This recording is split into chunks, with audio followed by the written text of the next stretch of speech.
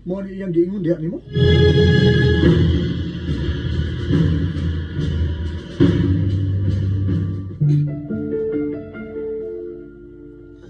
Mauli na ko ha, besh. Og salamat ini akong sweldo. Pasalamat pagyud ka. Suhol man na sa imong pagtrabaho, boss nako. Ay dapat lang uy nga magpasalamat ko. Og ayaw na sad ka sad face diha, okay? Kay madana sa imong pagkatog. Oy, besh bitaw no. Ako pa nimo para di na ka magsigog agwanta diha.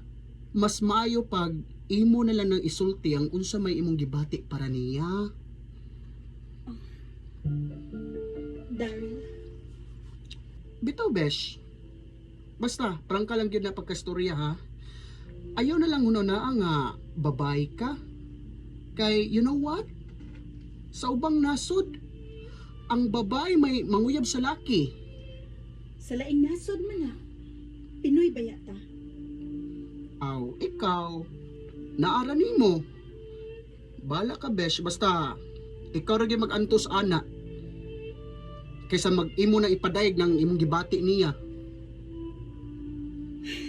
Pero, andam gyapon ka kung unsa may mamahimo niyang reaksyon.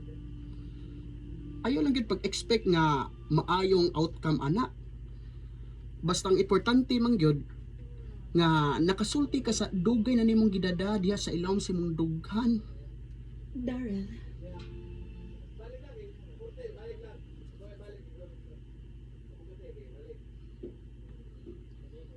Basta ang importante man gyud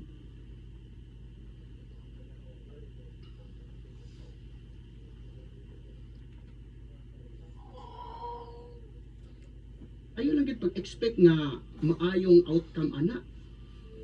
Basta ang importante man gyud nga nakasulti ka sa dugay na nimong gidada diha sa ilawom sa imong dughan.